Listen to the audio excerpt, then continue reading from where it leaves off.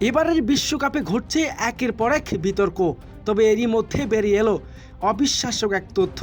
এবারের বিশ্বকাপের মাঠে শুরুর আগেই ভার্চুয়াল জগতে শুরু হয়ে গেছে এক অদ্ভুত এবং চরম বিতর্কের কাণ্ড।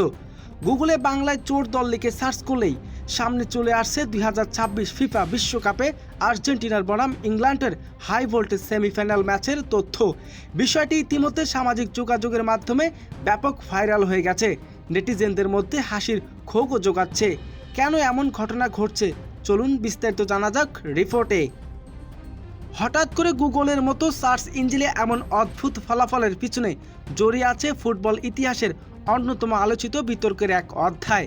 এর মূল সূত্রপাত আজ থেকে ঠিক 40 বছর আগে 1986 সালে মেক্সিকোর বিশ্বকাপে।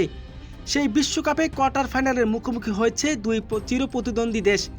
ম্যাচের ইংল্যান্ডের বিপক্ষে ঈশ্বর দিদিয়েগো ম্যারাডোর সেই বিতর্কের হ্যান্ড অফ গড গোল আজও ফুটবল বিশ্বের সবচেয়ে আলোচিত এবং ইংলিশ সমর্থকদের চোখের সবচেয়ে বড় প্রতারণা।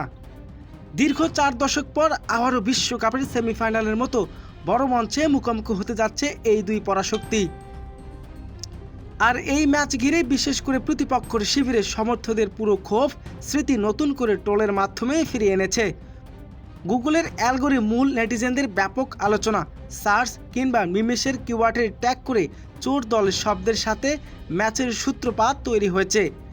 বিষয়টি নিয়ে প্রযুক্তির বিশেষজ্ঞরা বলছেন, গুগলের এটি কোনো নামকরণ বা স্বীকৃতির পরিচয় নয়, বরং সামাজিক যোগাযোগের মাধ্যমে দীর্ঘদিন ধরে আর্জেন্টিনার দলকে ব্যঙ্গ করে চোরের দল শব্দটি ব্যবহার বা বিপুল সংখ্যায় পোস্ট, মিম, ভিডিও, ক্যাপশন প্রকাশ হওয়ার পর গুগল সার্চ অ্যালগোরিদমে এই শব্দগুলোর সঙ্গে আর্জেন্টিনার এবং ইংল্যান্ডের ম্যাচের সম্পর্কে শনাক্ত করা হচ্ছে। ফলে ব্যবহারকারীরা ওই শব্দ লিখে সার্চ করলে সংশ্লিষ্ট ম্যাচের তথ্য বা ফলাফল উঠে আসছে।